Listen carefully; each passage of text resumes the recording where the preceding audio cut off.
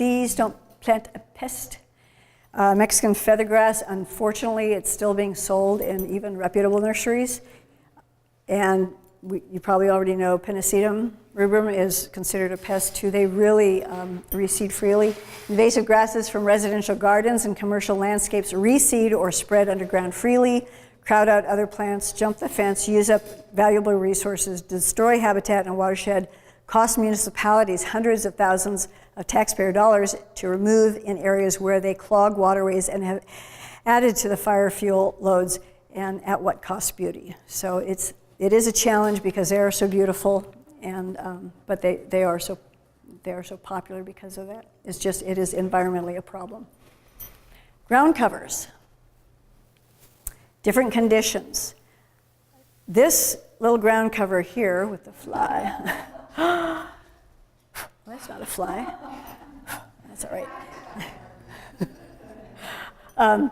Falanata flora is actually, it occurs in a lot of places around the world, but it is a true native. It is a very dense ground cover. It likes to grow very dense, and it likes to grow very, very dense. So even though it's very pretty, these little flowers that actually do attract bees, but every 2 years or so, it is covered a patch so nice and densely that I will do cookie cutter sections cut out of it so that it helps aerate the ground underneath, and then it starts growing back together and just is a little bit more thinned out. But it is a lovely evergreen ground cover. And bees, our native bees are not hiving bees. They are most of them are solitary bees, so they're not defending anything, so they're not going to go after anybody unless they're really, really, really threatened. So when people are afraid of bees or they don't want to attract bees to their gardens, if you plant native plants, you will get more native bees, and so you don't have that extra danger that a lot of people are afraid of or allergic to. Green roofs are a good example that you can also have in raised planter beds or in areas that you're not going to walk on too much. This one has some dudleas, red fescue, which is a running grass, and wildflowers. So sun to partial shade, low water, no traffic. It also has strawberries, so the common denominator in each of these are strawberries. This is just a strawberry lawn with a gravel pathway built through it. And over here is a planting bed with strawberries, ceanothus, low-growing ceanothus, and a saffron buckwheat.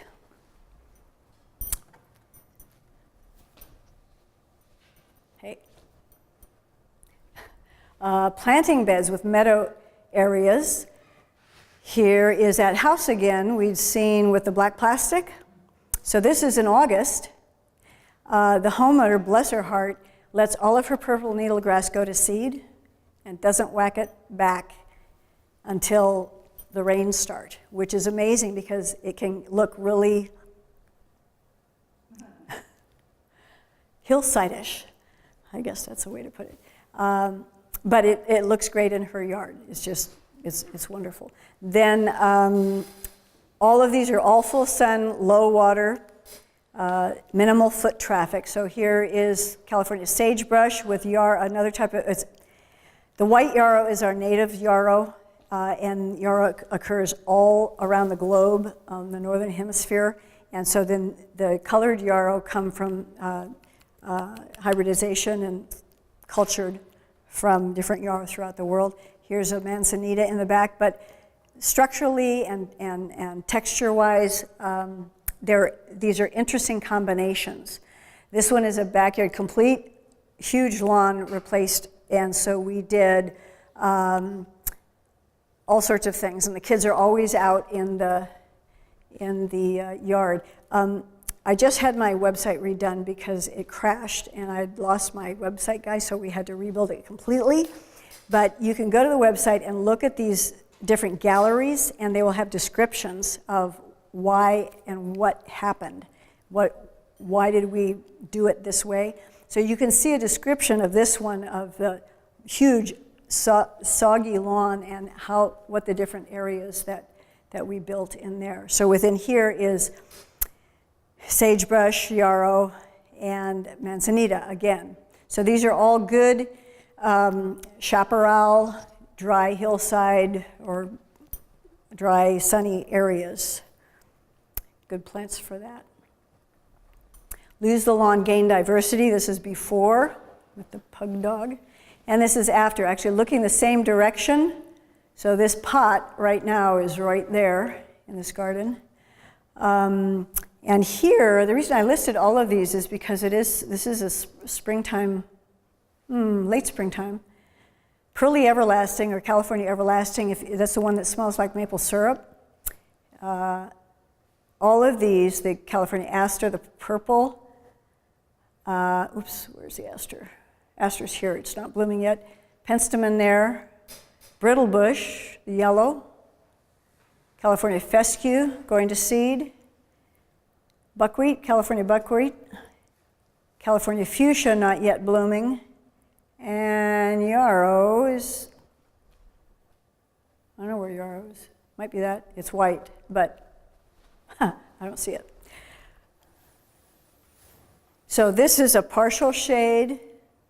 It gets part afternoon shade and otherwise pretty much sunny area. You could also save your water for your edibles. So part of your area for the lawn, or all of it, you could create planter boxes or just in ground. This house has fruit trees as well as planter boxes, and then natives to attract pollinators. So this is the coyote mint. This is the California California fuchsia, I'm sorry. So this is full summertime. See how the coyote mint gets kind of brownish and scruffy? That's it in full. This house is just a full kitchen garden, fruit trees, lavender, chickens in the back, but she does have a California grape growing on the chicken coop.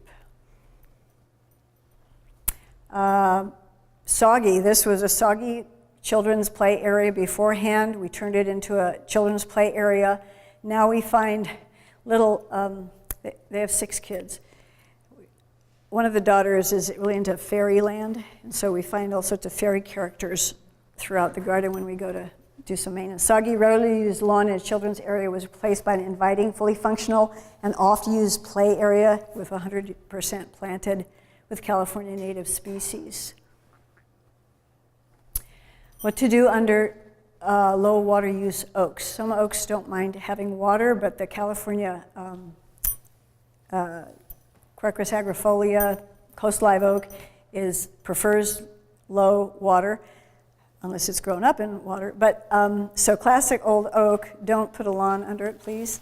Rather, under oaks you can do minimal planting if need be, or you can just let it be with the mulch. Try to use the oak mulch on site if possible. So this is woodland strawberry that prefers more shade. It can also take a little bit more moisture, but it doesn't need to. Island alum root, it gets big and tall with its blooms, but it also is low water. And yerba buena on this side of the path, which actually occurs in the redwood community, so it can take more moisture, but in the shade it also can take less moisture. So you can play with plants that way too. If you see that it says medium or high moisture, you can put it in areas with shade or combined with other plants that take less moisture and see how it goes. See, they can respond well. Rock gardens, real or manipulated with good drainage, can be fun.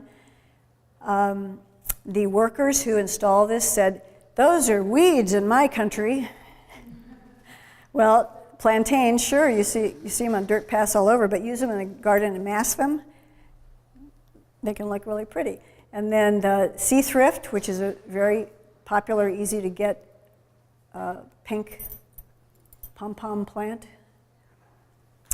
Here, under a valley oak, which was planted was there with a lawn. We took out the lawn and then we put in a part rock garden. It's hard to see. Lots of deadlias because we could mound and put make the drainage well in there. So within here, the sedum cliff maids, we have some in here. On the back of your plant list where the websites, especially CalPhoto, you can look up these plants and see what they look like. Or Theodore Payne Nursery also has really good access, or Las Palitas. So Theodore Payne Nursery or Las Palitas Nursery show really good photos. Here again is just a statement, is we are not in the desert, we are not in the Sonoran Desert or the Mojave Desert or in extreme Southern California. So this is a picture I took at the beach in Southern California, and I just personally prefer our Central California look in the landscape. So here, alternatives, where you don't really have a lawn or anything, just add an interesting feature. Here's a meditation labyrinth. This person, she had a lawn, we made it smaller and planted around it, and then she went to Sonoma, came back and said, I know what I want, because she'd been on a retreat, I want a meditation labyrinth. So this is all graveled up, and she actually does use it, which is fabulous. But the planting beds around it are all pretty flowers blooming at different times of the year. Here's a little sitting area in the front yard. Here, this is California goldenrod. So this is facing away from the street, so one can go out there and read a book, and even though you'll hear the cars passing by, but you don't have to look at people who walk or run by. And over here is a backyard hut. The homeowner had just redone her house in a craftsman Asian style. You know how the old craftsman homes, turn of the century, also had the Asian effect to it. So that's what the couple did for their house. So out in the garden, we pulled out some light Asian theme, but within there we could put a California redbud. This is early spring, or western redbud. And then these are blue-eyed grass that are just coming up, so they're greening up, but they're just not blooming yet. So you can put interesting features out, and what used to be just a flat green surface, you could make it kind of fun. Have you heard the native plant myths and truths?